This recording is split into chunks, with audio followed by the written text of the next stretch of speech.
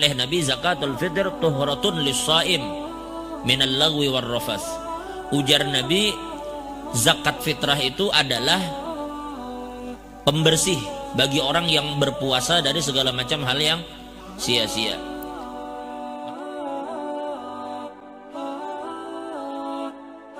Bismillahirrahmanirrahim. Wa qala al-muallifu rahimahullahu ta'ala wa 'ala man tajib, dan siapa yang mendapatkan kewajiban untuk berzakat fitrah itu. Sekarang kita bahas tentang siapa saja orang yang wajib untuk membayar zakat fitrah. Jadi yang pertama, kewajiban itu berlaku, dikatakan di sini tajibu ala kulli muslimin, yaitu wajib zakat itu zakat fitrah itu wajib dibayar atas orang Islam. Jadi kewajiban yang pertama dibebankan kepada orang Islam, jelas kepada orang Islam. Tetapi orang yang kada Islam bang dituntut lainnya berzakat saat ini. Kalau lainnya hendak berzakat tentu zakatnya kada sah. Tapi kalau lainnya hendak berbagi, ya berbagi saja. Cuma apakah itu dianggap zakat? Kada. Karena zakat tidak diterima. Karena dikatakan oleh Nabi, zakatul fitr tuhratun lis-shaim minal lagwi war rafas. Ujar Nabi, zakat fitrah itu adalah pembersih bagi orang yang berpuasa dari segala macam hal yang sia-sia. Maka kalau kita katakan zakat itu adalah tuhrah, sesuatu yang akan membersihkan, mensucikan orang yang berpuasa, maka tentu tuhrah itu hanya layak bagi orang-orang yang beriman. Makanya dikatakan yang pertama kewajiban zakat bagi orang Islam. Tetapi menurut mayoritas ulama, orang yang tidak Islam tetap di akhirat akan dituntut terhadap kewajiban-kewajiban yang diberikan kepada orang muslim sekalipun di dunia. Di dunia memang mereka tidak lakukan. Orang Islam sholat mereka tidak, orang Islam puasa mereka tidak, orang Islam berzakat mereka tidak. Tetapi di hari kiamat mereka akan dituntut atas semua itu. Jadi jelas yang pertama bahwa kewajiban zakat adalah bagi orang yang Islam. Yang kedua, wa min hurrin, yaitu orang yang merdeka. Sudah, untuk ini kita kada usah bahas, toh sekarang kada ada lagi budak lah. Kemudian yang ketiga, yamliku quta yaumil 'id wa lailatih. Nah ini perhatikan baik-baik. Yang ketiga, kewajiban zakat fitrah itu berlaku bagi orang yang memiliki kelebihan harta dari apa yang mesti dia makan di hari raya dan malam harinya. Makanya kita tidak katakan zakat fitrah wajib bagi yang mampu. Karena apabila kita gunakan kalimat mampu, karena orang salah memahami kalimat ini. Makanya ulama kemudian mempertegas kewajiban zakat itu berlaku ketika orang itu memiliki makanan untuk dia makan di hari raya dan di malam harinya. Seumpama nih hari raya misalnya hari Minggu. Nah, mulai hari Minggu seharian itu sampai malam ada makanan baginya. Ada makanannya. Ada sesuatu yang bisa dimakan. Maka apa yang lebih dari itu? Misalnya kita punya beras katakan 7 kilo. Cuma 7 kilo beras. Sekarang zakat fitrah berapa? Kita kada bicara zakat dulu. Kita bicara kebutuhannya untuk makan hari raya dan di malam harinya. Sekarang ada berapa orang di rumah?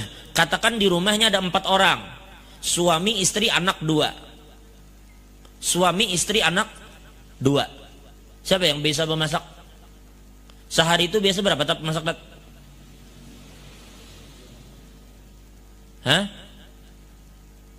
Anggap semuk, kataukah? Semuk itu berapa takarannya? Yang jelas semuk itu kurang daripada semut. Semuk itu berapa, men? Muk susu berapa semuk tuh? Kataukah? Muk susu kita tuh, bila 4 muk tuh sekilo kah? Biasanya 4 muk sekitar, ya berarti anggap itu 1/4 kilo kan? Berapa muk sehari biasanya? 2 muk sehari. Berapa orang biasanya tuh? Beempat. Beempat 2 muk katakan sehari. Nah 2 muk itu kan berarti setengah kilo gitu sehari. Berarti setengah kilo balas cukup aja seharian sampai malam kala. Berarti dari 7 kilo itu yang bakal terpakai setengah kilo aja kala. Berarti masih ada lebihan 6 kilo setengah. Nah andai kata di rumah ada beberapa orang yang wajib dizakatkan, wajib keluarkan zakat dari itu maksudnya. Masalah harta lain, kadada duit itu urusan kena. Pokoknya ada kada dulu objek yang dizakatkan. Objek yang dizakatkan. Tadi kita katakan salah satunya adalah beras kan. Ternyata beras yang kita bisa makan untuk hari raya dan di malam harinya ada, ya sudah lebihannya zakatkan. Nah itu yang dimaksud dengan orang yang yamliku kutayaumil id wa lailatih, yaitu orang yang memiliki makanan untuk dimakan di hari raya dan di malam harinya. Nah berapa lebihan dari itu zakatkan. Tapinya miskin, sekalipun miskin. Karena kita kembali lagi cahaya, karena salah satu fungsi daripada zakat itu mensucikan diri masalahnya. Ini kita kalau zakat mal mensucikan harta kita, nah ini mensucikan diri kita. Makanya sebagian ulama katakan ini namanya zakatul ru'us, ada yang sebut zakatul badan, karena mensucikan kita. Jelas ini kira-kira lah. Lalu ada yang bertanya, kalau kayak itu jadi seminggu ke depan aku makan apa kena? Minggu muka mau dihabisi, minggu muka aku makan apa? Nah Imam Ghazali katakan ini salah satu pelajaran yang diberikan kepada orang-orang beriman, bahwa kita jangan memikirkan sesuatu apa yang kita bisa makan di hari yang kita belum tentu hidup di situ gitu. Kan kita mikirkan sesuatu apa yang aku makan minggu depan. Jangan minggu depan, 3 hari ke muka aja kita belum tentu hidup. Maksud Imam Ghazali itu. Artinya Imam Ghazali, aku heran. Maksud Imam Ghazali itu, ujar Sirin, aku heran dengan orang yang terlalu bersemangat di masa muda, lalu ketika ditanya, sampai maksud Imam Ghazali ini meninggalkan kewajiban, kada ingat lagi sembahyang duhur, kada ingat lagi sembahyang asar. Ketika ditanya, kenapa kamu begitu berhimat berusaha begawi sampai yang wajib tertinggalkan? Ujarnya, aku hendak mencari bekal supaya kena di masa tua santai aja lagi. Emang bagi sebagian orang masuk akal, inya bekerja keras di waktu muda supaya di waktu tua inya santai. Maksudnya kayak itu. Begitu umur 50, umur 55 pensiun, tabungan banyak, menikmati masa pensiun. Ujar Imam Ghazali, sekarang siapa yang jamin inya bakal hidup sampai pensiun? Banyak sekarang orang mati sebelum pensiun. Masa ketikanya berjibaku untuk mencari nafkah, di situnya mati banyak. Berarti dari Imam Ghazali, inya terlalu memikirkan sesuatu yang belum tentu inya temui. Pasti inya hidup sampai umur 50-60, belum tentu. Tapi menghadapi hari kiamat itu pasti.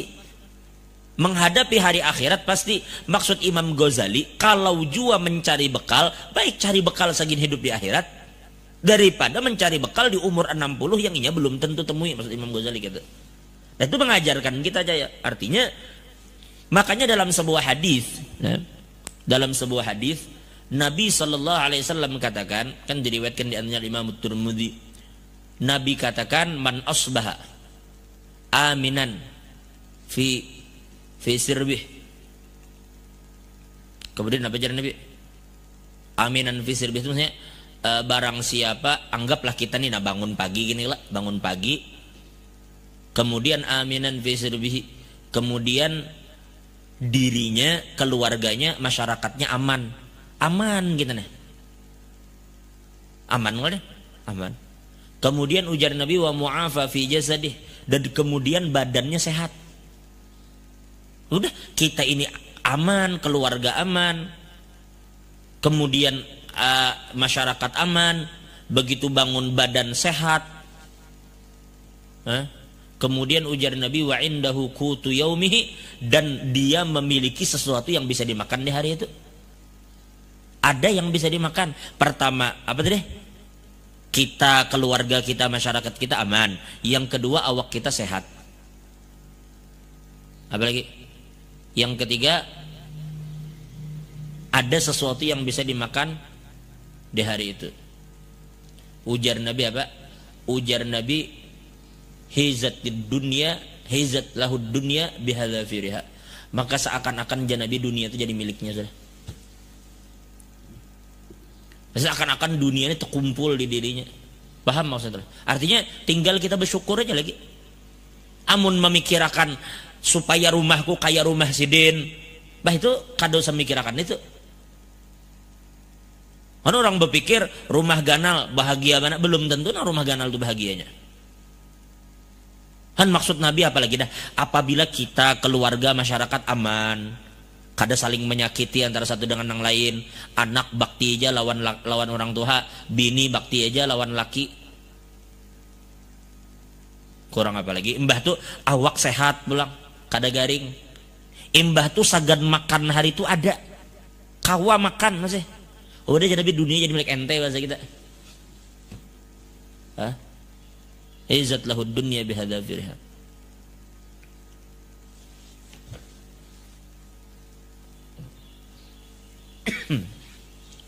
Nah itulah jadi yang ketiga, orang yang memiliki lebihan makanan untuk dimakan di siang, di hari raya dan malam harinya.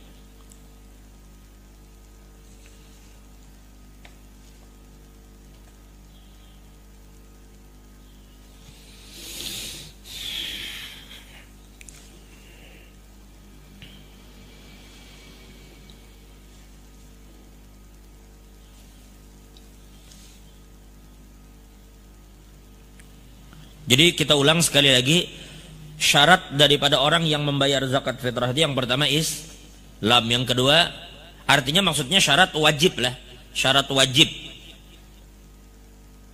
Syarat wajib berarti kalau terkumpul syarat ini wajib ini bayar zakat. Kalau kurang satu berartinya kada wajib, tapi punya hendak bayar aja. Ya ini kita katakan deh. Karena lihat yang ketiga, lihat yang keempat. Jadi yang pertama Islam, yang kedua ini merdeka, yang ketiga memiliki kelebihan makanan dari apa yang mesti dimakan di hari raya dan di malam harinya. Ada lebihan, zakatkan. Yang keempat, ya kita kemarin katakan, bi idraki juz'in min Ramadan wa juz'in min Syawal.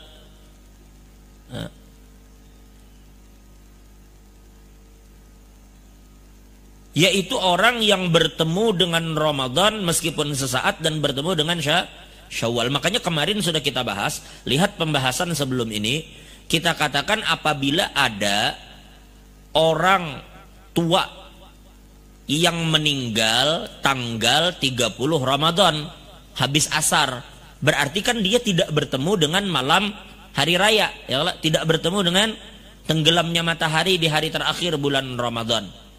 Maka wajiblah si kakek ini dibayarkan zakat meninggal asar bulan Ramadan. Kada wajib. Tapi kita ingin bayarkan zakat, boleh lah Ansari? Boleh. Artinya kalau wajib, wajiblah. Kada wajib. Tapi kalau kita mau bayarkan, bayarkan. Paham lah? Sama contoh kita buat kemarin, bagaimana jika anak lahir di malam hari raya? Malam hari raya baru anaknya lahir. Maka kita katakan menurut mazhab al-Imam Syafi'i dan juga mazhab di dalam Imam Ahmad dan juga salah satu pendapat daripada Imam Malik mengatakan bahwa bila bayi lahir di malam hari raya kada wajib dizakati. Kada wajib. Nah? Tapi andai kata orang tuanya tetap membayarkan anak, bolehlah. Boleh. Kada ada masalah. Dan itu justru lebih bagus. Karena Imam Abu Hanifah mengatakan bila anak lahir malam hari raya wajib dizakati. Menurut Imam Abu Hanifah. Karena Abu Hanifah mengatakan waktu wajib itu adalah subuh di hari raya. Berarti yang bagus bagi kita keluarkan memang. Sekalipun di dalam mazhab kita dan mazhab Imam Ahmad katakan tidak wajib. Cuma yang bagus keluarkan aja. Sama seperti kita katakan kemarin janin. Ketika ada orang hamil di malam hari raya dan kehamilannya itu sudah di atas 4 bulan, di atas 120 hari, maka Imam Ahmad katakan dianjurkan bagi orang hamil yang kehamilannya di atas 120 hari untuk mengeluarkan zakat atas janin itu. Wajiblah. Wajiblah. Kada wajib menurut mayoritas ulama. Makanya Ibnul Mundir katakan dah ulama ijma kada wajib.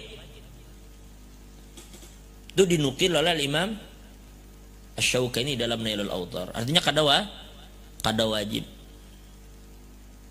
Imam Hanafi katakan kada wajib, Imam Malik katakan kada wajib, Imam Syafi'i katakan kada wajib, Imam Ahmad katakan kada wajib. Tapi Imam Ahmad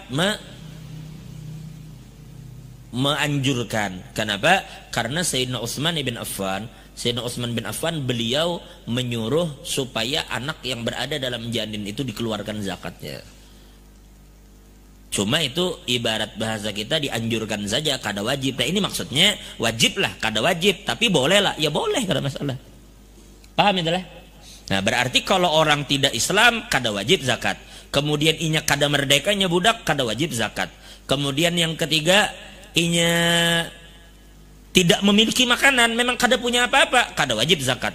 Yang ketiga bila tidak bertemu dengan sesaat dari Ramadan atau Syawal, inya pun kada wajib zakat. Sudah penjelasan tentang ini sudah kita bahas kemarin. Selesai masalah itu kira-kira lah. Kada ada yang ditanyakan tentang syarat lah. Cukup kan? Nah sekarang kita bicara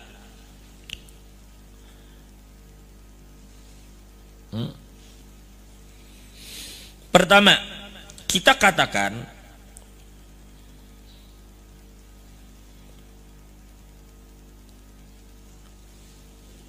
seandainya seseorang punya lebihan dari apa yang dimakan untuk besok dan malam. Kan hari raya esok kalau dengan malamnya ada makanan, ada. Kemudian ada sisa, tapi di saat yang sama kita ada utang. Paham? Utang ini memang kita harus memilih. Kalau kita punya duit untuk bayar utang dan kita masih punya lebihan untuk zakat, kita kan bakal ada masalah kalau kayak itu. Yang jadi masalah kita harus memilih. Di saat yang sama kita dituntut untuk zakat, di saat yang sama kita mesti bayar utang. Lalu bagaimana hukumnya? Lalu kemudian Al-Imam Ibnu Hajar mengatakan, ujar Imam Ibnu Hajar Al-Haytami, apabila ada seseorang yang mesti membayar utang, yang kewajiban bayar utang dibersamaan dengan datangnya waktu bayar zakat, maka di saat itu wajib hukumnya membayar utang.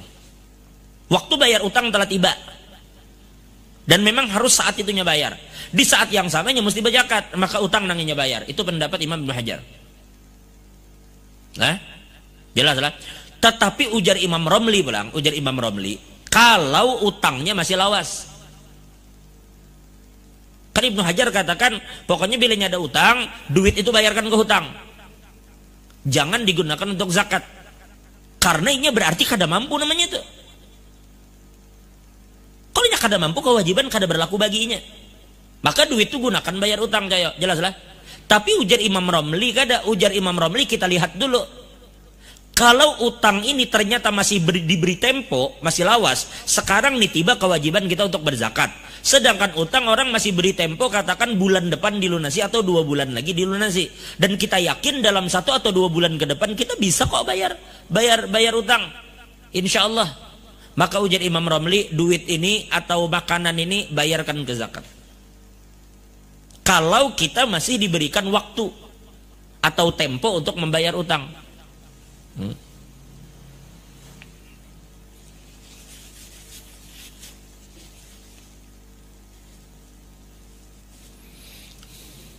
Tapi kalau memang utangnya harus saat itulah, utangnya harus saat itu, dan memang satu-satunya harta cuma itu, bayar utang kah bayar zakat? Bayar utang kah bayar zakat? Hah? Bayar utang. Pendapat Ibnu Hajar ini didukung oleh Syekh Zakaria Al-Ansari. Kemudian Al-Imam Ibnu Ruslan juga mengikuti pendapat Ibnu Hajar, cenderung kepada pendapat Ibnu Hajar ini. Begitu juga Ibnu Nagib dan Ibnu Luwardi. Mereka katakan ikuti pendapat Ibnu Hajar. Ya, sependapat dengan Ibnu Hajar. Tetapi Imam Romli katakan tadi bilanya masih. Jadi meskipun ada tempo lah, Ibnu Hajar tetap katakan bayarkan utang. Meskipun baru akan dibayar 2 minggu, 3 minggu ke depan, tetap bayarkan utang oleh Ibnu Hajar. Tapi kalau Romli kan, tapi kalau memang sempit, tidak ada pilihan lain, ya ulama sepakati bayarkan utang. Tapi kalau masih ada tempo, kita katakan masih ada diberi tempo sebulan lagi, Ibnu Hajar tetap bayarkan hutang. Begitu Khatib Syarbaji, begitu juga apa? Zakaria Al-Ansari, kemudian Ibnu Nagib, kemudian Ibnu Ruslan, Ibnu Luwardi, mereka katakan bayarkan utang. Tetapi ujar Imam Romli kada, bila masih ada tempo bayarkan saja zakat. Nah, begitu juga ujar Khatib Syarbain dalam Mughni. Ujar Khatib Syarbain, bilanya masih ada tempo bayarkan aja zakat. Karena adalah perkataan Imam Malik, ujar Imam Malik, apabila orang bisa berutang, ini Imam Malik lah, tapi pendapat Imam Maliknya lah. Pendapat Imam Malik pribadi, ujar Imam Malik, apabila orang bisa berutang di malam hari raya untuk bayar zakat, inya bisa berutang. Dan inya yakin bisa membayar berutang, jadi Imam Malik. Bahkan ada riwayat yang datang Imam Malik katakan, apa jadi Imam Malik? Kalimatnya itu wajib alaihi ayyaqtarid, wajib baginya berutang. Kalau kada khilaf kayak itu kalimat Imam Malik. Artinya Imam Malik menunjukkan wajib.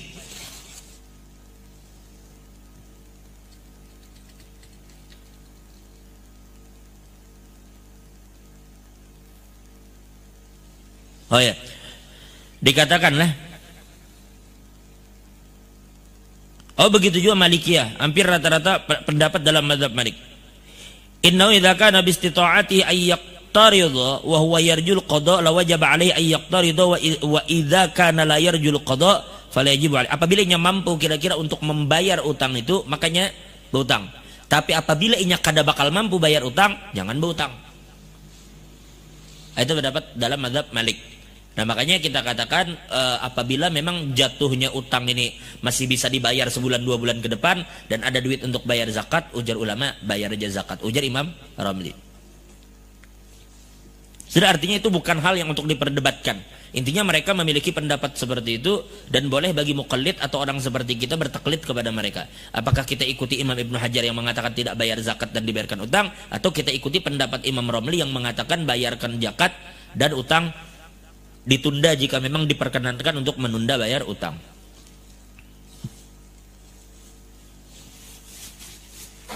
Artinya masalah ini luas saja tuh, kada usah terlalu repot kita.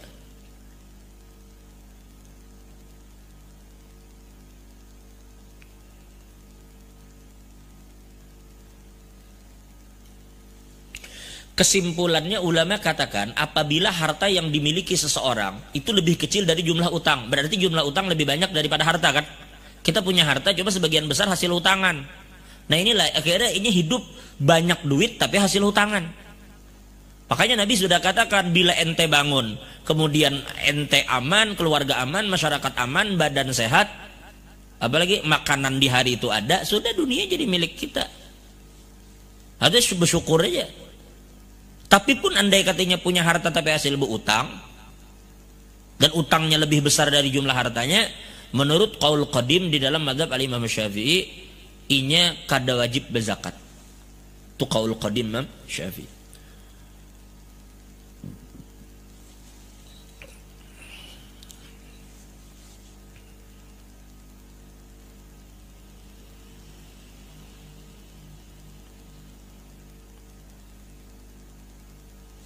Tapi kaul jadid kadalah meskipun inya punya utang, inya tetap berzakat. Itu kaul jadid Imam Syafi'i. Jadi kalau Anda punya utang, misalnya Anda berdagang, baru berdagang modalnya berutang, ya lah, ataupun berutang, berarti kan banyak utang nih. Tapi di saat yang sama aku punya usaha. Maka menurut kaul jadid dan pendapat yang dipilih oleh mayoritas ulama, inya tetap berzakat, tetap berzakat.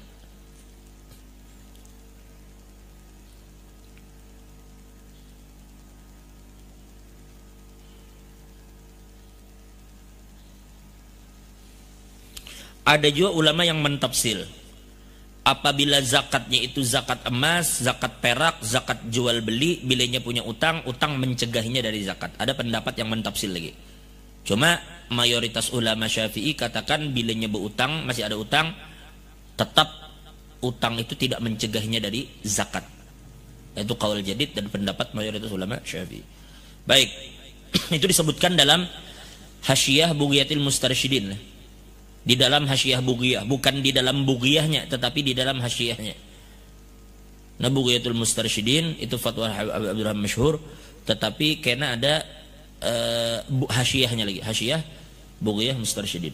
Baik. Jelas tuh kira-kira Ansarilah. Kemudian sekarang ada yang bertanya lagi. Kita katakan tadi bahwa orang apabila Islam memiliki kemampuan, ada makanan yang dimakan di hari raya dan di malam harinya wajib zakat. Tapi kalau harta pas-pasan bang macam apa? Apabila harta itu pas-pasan, maka yang ente dahulukan ente dulu bayar zakat. Misalnya aku, biniku, anakku, siapa yang duluan dizakatkan? Ya kita. Bukan anak, bukan bini, kita duluan. Karena dalam sebuah hadis yang sahih diriwayatkan Imam Bukhari Muslim, Nabi sallallahu alaihi wasallam bersabda, "Ibda bi nafsika tsumma biman ta'ul." Ujar Nabi, mulailah dari dirimu, kemudian orang yang menjadi tanggungan kamu. Jadi kita dulu bayar zakat, baru orang yang jadi tanggungan kita. Nah, pertanyaan selanjutnya Cahyo, siapa orang yang berada dalam tanggungan yang kita bayarkan zakat mereka? Artinya zakat mereka berada dalam tanggungan kita. Siapa dia? Ya jelas diri kita tuh jangan ditanya. Kalau kita ya pasti. Yang kedua adalah istri kita. Istri kita. Dengan catatan ujar ulama, istri ini bukan istri yang durhaka. Kalau istri ini durhaka kepada suaminya, jangankan zakatnya, nafkahnya kada wajib diberi. Bila istri wani lawan laki durhaka, keluar rumah kada bapadah ke sana kemari, menginap pada kawan kada bapadah umpama, laki bepender dilawan dan segala macam, berarti bini ini berani lawan lakinya. Nah, perkataan suami dibantah, aib laki dibuka dan segala macam. Apabila perempuan itu durhaka kepada suaminya, jangankan zakatnya, nafkahnya pun suami tidak wajib untuk memberi, apalagi zakatnya. Jelas kira-kira lah. Baik. Jadi istri yang taat kepada suami, maka nafkah dan zakat istri tadi suami yang bayar. Tetapi sebagian ulama mutaakhirin dari mazhab Imam Ahmad, cuma secara umum dalam mazhab Imam Ahmad sama, istri itu masuk tanggung jawab laki. Cuma ada sementara mutaakhirin, seperti ulama-ulama di Saudi, mereka katakan bahwa istri mesti membayar zakat sendiri. Mereka katakan begitu. Ya maksudnya kalau bini hendak laki membayar ya kada masalah. Tapi maksudnya bini itu pada dasarnya kewajiban itu ada di dirinya, bukan di lakinya. Kenapa? Karena mereka ini masuk dalam hadis Nabi yang Nabi katakan secara umum, dikatakan oleh Abdullah bin Umar, farrada Rasulullah SAW zakat al-fitri sa'an minas syair. Lalu di situ dikatakan minal unsa wal zakar, baik perempuan atau laki-laki. Lah, berarti masuk di kalimat perempuan. Bilanya Islam bayar zakat. Berarti kewajiban itu sebenarnya dibebankan kepada dirinya. Tapi pendapat jumhur ulama, pendapat mayoritas ulama katakan dia berada dalam tanggung jawab laki. Jadi laki yang membayarkan zakat. Jelas ini kira-kira? Tapi kalau istri saya misalnya di kota A, saya di kota B bekerja, itu kena kita bahas. Bagaimana jika suami dan istri terpisah? Karena misalnya suami atau istrinya sedang bekerja, lalu terpisah kota, ketika kewajiban zakat tiba mereka kota berbeda, kan kewajiban zakat ada di tangan laki nih. Nah, di mananya membayarkan zakat? Nah, ini karena kita akan bahas. Tapi untuk saat ini, jadi yang pertama yang dizakatkan diri kita sendiri, yang kedua istri kita selama dia taat kepada suami. Setelah ini kita akan bahas bagaimana kalau kayak apa kalau istri itu ditalak. Kalau orang mentalak istrinya, ulama katakan kalau dia mentalak istri tetapi talaknya talak raj'i. Talak raj'i itu talak yang suami itu masih bisa merujuk. Talak raj'i itu kayak apa? Talak raj'i itu adalah talak satu atau talak dua. Talak bininya, ku talak satu aja, talak dua. Bisa kada dirujuk? Bisa. Nah, lalunya berada dalam masa iddahnya. Nah, perempuan yang macam ini dibayarkan zakatnya. Jelas lah. dibayarkan zakat. Kecuali inya berada dalam talak bain namanya. Talak bain itu ada dua, ada bainunatus sughra, ada bainunatul kubra. Nah, bainunatus sughra itu seperti ada seorang laki-laki menikahi perempuan, lalu perempuan yang dinikahinya itu meminta cerai, bebiniannya yang minta. Biniannya minta cerai tapi biiwat dengan adanya imbalan. Tolong jar pian lepaskan ulun karena ulun bayar misalnya pian 500 atau 1 juta. Lalu laki mengiyakan. Itu namanya khulu. Khulu. Itu bukan sistem talak, itu sistem khulu. Tolong pian lepaskan ulun, ulun bari pian 1 juta. Kan talak laki yang mana lah. Kamu talak 1, talak. Tapi ini bini minta.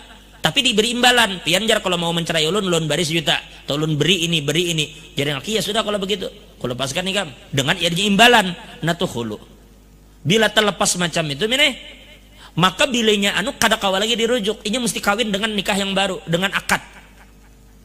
Atau yang kedua, ketika seorang laki-laki mentalak istri yang belum didukhul. Inya kawin lawan binian, tapi binian itu belum digauli, habis akad belum berhubungan badan, langsung dilepasnya. Ya. Orang-orang semacam ininya langsung lepas. Itu namanya bainunatus sughra. Maka bila hendak kembali perlu adanya akad yang baru. Adapun bainunatul kubra, bainunatul kubra itu adalah orang yang mentalak bini dengan talak 3. Talak 1, kelahi nyesal, bebulikan. 3 bulan kemudian cerai pulang, nyesal pulang, bebulik pulang. Mbah tuh talak 3, jatuh talak 3. Begitu jatuh talak 3, ini kada bisa lagi kawini binian nih. Bila orang mentalak 3 istrinya, maka dia tidak bisa lagi kembali kepada istri itu, terkecuali 1, selesaikan dulu iddah bininya. Iddah selesai, jelas gak? Yang kedua, istri ini harus kawin dulu dengan lelakian lain. Kawin dulu dengan orang. Setelah selesai iddahnya, kawin dengan orang cukuplah. Kada cukup, harus berhubungan badan laginya dengan lelaki tadi. Udah berhubungan badan, selesai berhubungan badan, lalu lakinya mencerai pulang, lakinya yang baru nih dicerai. Habis dicerai selesaikan pulang iddahnya, barunya bisa kawin. Itu bila talak 3. Nah, orang yang berada dalam talak bain ini, maka tidak wajib bagi suami untuk memberikan zakat atas bininya deh. Kalau talaknya talak bain, kecuali inya ditalak bain tapi hamil. Talak bain, ternyata bininya hamil. Paham lah? Talak bain tapi ternyata hamil. Maka inya mesti membayarkan zakatnya ketika inya hamil mengandung anaknya. Nah, mencerai bini yang hamil apa hukumnya? Istri hamil dicerai apa hukumnya? Pada dasarnya ulama katakan hukum asalnya ya mubah-mubah saja, tidak haram. Yang haram itu ada namanya talak bininya, kan ada talak sunni kan. Talak bini itu maksudnya orang yang mentalak istrinya ketika istrinya haid atau ketika istrinya suci tapi habis didukhul. Paham dukhul lah? Aku kadang mungkin kan mengatakan kalimat yang paham kalau maksudnya didukhul, dihubungi, terjadi hubungan badan dari suami istri. Perhatikan nih lelakian, perempuan itu di dalam mazhab kita haram hukumnya ditalak ketika haid. Yang kedua, suci tetapi habis terjadi hubungan badan, itu haram ditalak. Tetapi talak jatuh, talaknya jatuh lah, jatuh tapi haram gitu lah. Kenapa haram? Karena bisa memperpanjang iddahnya, bisa memperpanjang iddah. Pertanyaannya, kenapa orang yang suci, ini bukan haid, suci tetapi habis didukhul, haram ditalak. Kenapa? Karena ujar ulama ada kemungkinan orang yang didukhul tadi, perempuan dukhul, ternyata setelah itu hasilnya jadi, lalu hamil, lalu nyesal. Nah, kenapa yang hamil malah kada haram? Karena kalau hamil, ini sudah tahu dan ini bisa berpikir sehat. Ini tahu konsekuensi. Oh, bininya hamil, tapi tetap ini dengan pertimbangan tertentu mentalak. Itu berbeda kasusnya dengan orang yang belum tahu bininya hamil, tetapi sudah didukhul. Maka kemungkinan hamil itu ada. Darinya karena bisa nyesal. Karena Pak begitunya mentalak, ternyata 2 minggu, 3 minggu kemudian terdengar kabar bininya hamil. Nyesalnya, kasihannya lawan bininya. Tapi kalau sudah pasti hamil, orang kan sudah tahu, bisa membaca apa konsekuensinya gitu. Alhamdulillah. Makanya mentalak istri yang hamil itu tidak termasuk talak bid'i, tidak termasuk talak sunni.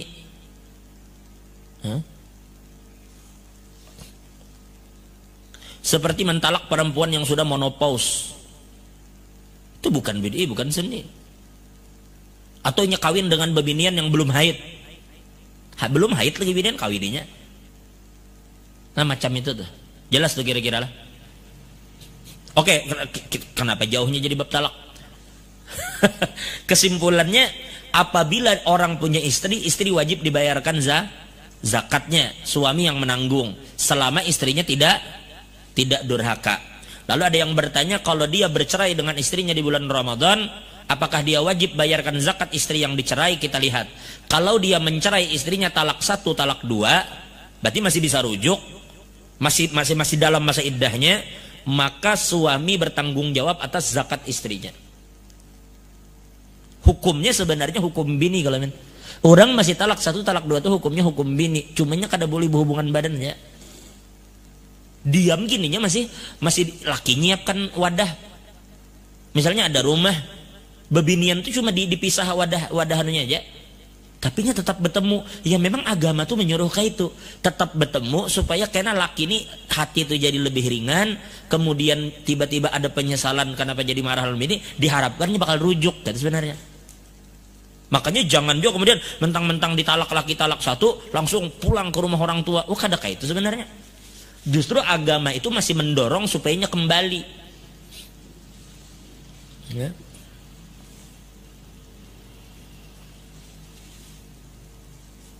Itu bisa dipahami mungkin kira-kira lah.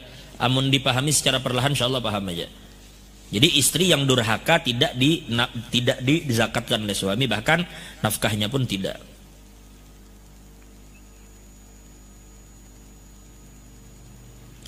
Kemudian yang ketiga, itu jelas saja di dalam muhadzab ke mana jelas saja, atau dalam syarahnya. Kemudian yang ketiga, orang yang dibayarkan zakatnya dan kita tanggung adalah pembantu. Nah, pembantu macam apa? Lalu kemudian ulama memberikan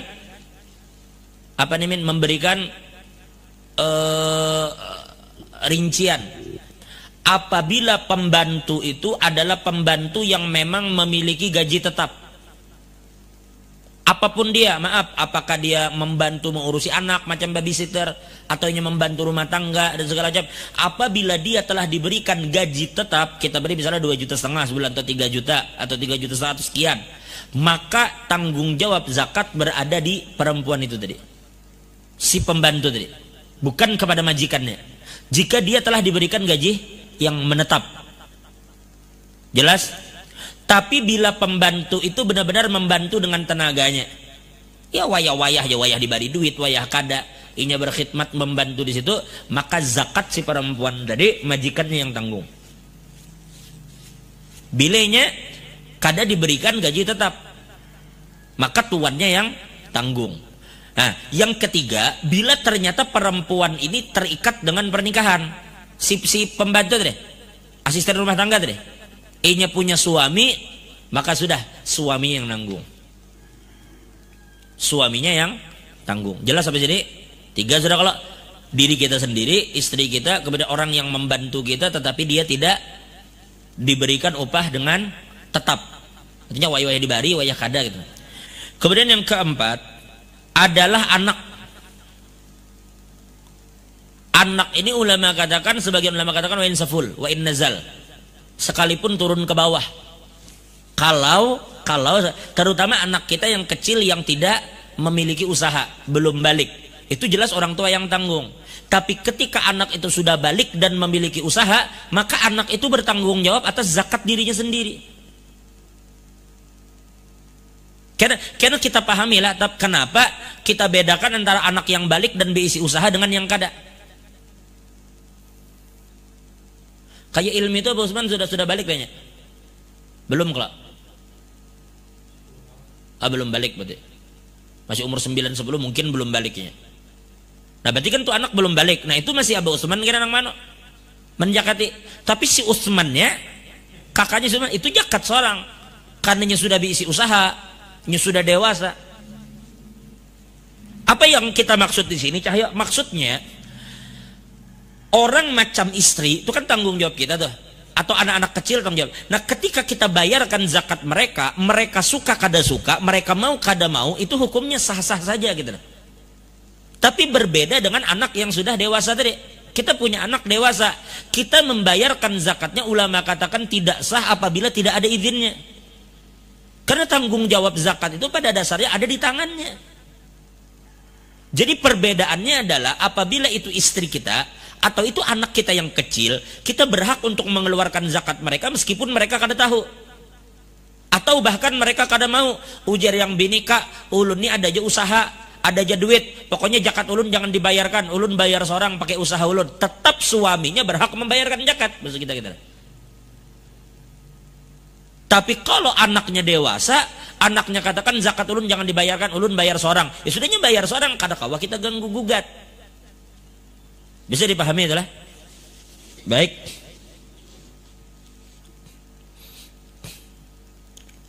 Jadi kita katakan tadi, yang pertama dirinya sendiri, istrinya, pembantunya, selama pembantunya itu tidak diberikan gaji yang tetap. Kemudian yang keempat, anaknya yang kecil.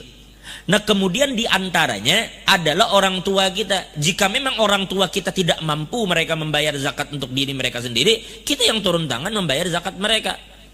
Bahkan kalaupun mereka mampu, bagus sih kita katakan, bah ma ulun minta izin lah untuk zakat piani ulun kena nang bayarkan. Ulama memang berbeda pendapat.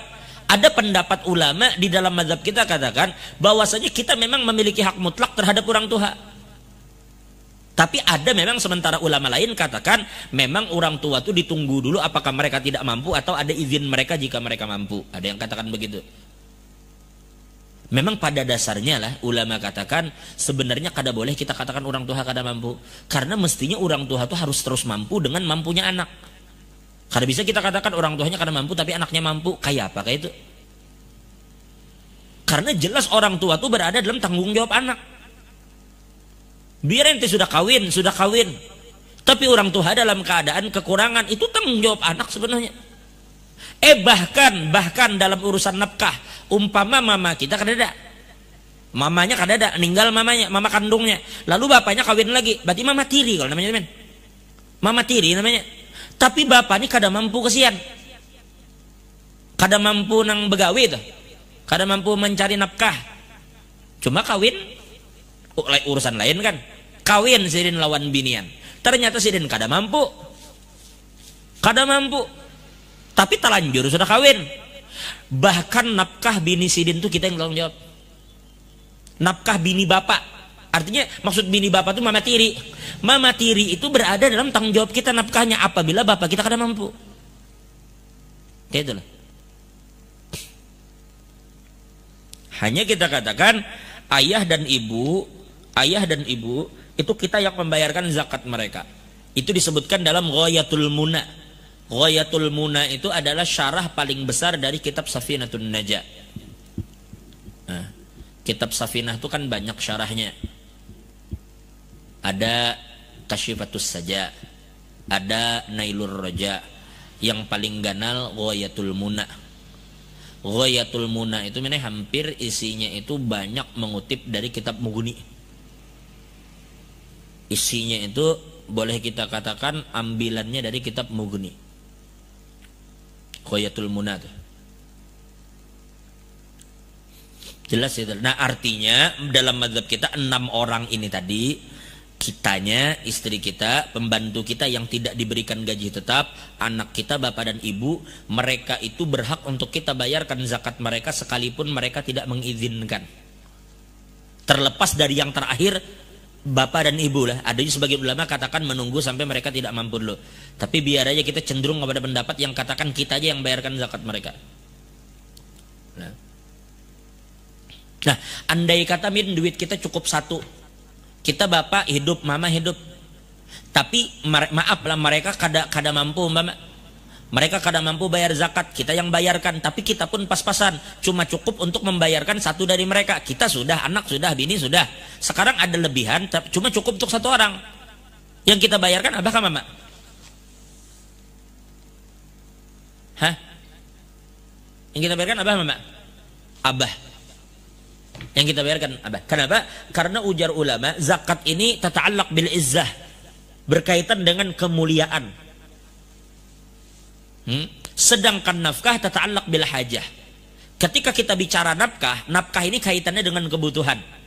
Kalau ada orang yang harus kita nafkahi, satu bapak atau mama, misalnya harus memilih, mereka terpisah misalnya, lalu apakah menafkahi mama atau bapak dulu di saat duitnya cuma pas-pasan? Maka ulama katakan untuk nafkah mama duluan. Karena bapak dianggap lebih kuat. Karena ujar ulama nafkah tata'allaq bil hajah. Karena nafkah ini kaitannya dengan hajat. Bila sudah nafkah, maka mama duluan. Tapi zakat tata'allaq bil izzah. Apabila zakat itu kaitannya dengan kemuliaan. Dalam hal ini bapak didahulukan.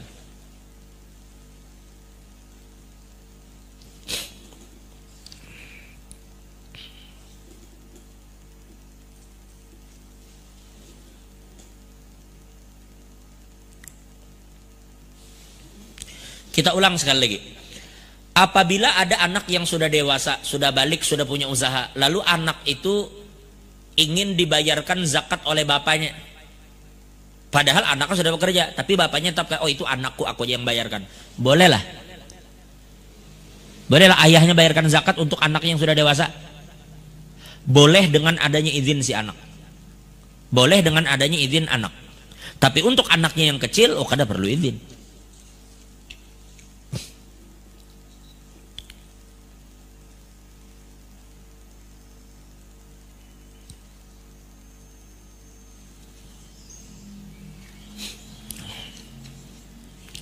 Misal, na'udzubillahi min dzalik, misal ada anak lahir, maaf sekali lagi maaf, misalnya ada anak lahir dari hubungan zina. Terus lahir anaknya. Tanggung jawab ada di tangan siapa Jaya? Zina. Tapi bapaknya jelas. Artinya perempuan ini tidak berhubungan kepada lelaki lain selain dia. Lalu ibunya pun katakan, iya Jar, ini bapaknya si Anu. Kalau kita tes DNA, iya pasti DNA pun mengatakan dan menguatkan itu bapaknya. Tapi ketika kita bicarakan zakatnya, maka ulama katakan zakat berada dalam tanggung jawab mamanya.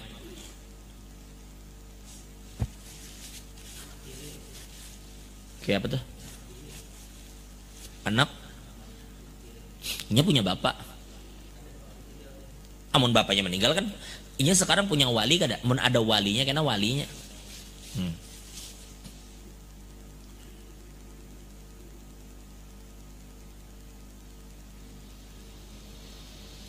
Tapi hal-hal itu kan kada terlalu berat juga sebenarnya. Bagus aja bang bagi kita mano. Jangan mamanya jadi anu kan, dihendaki. Cuma itu bukan anu pokok lah.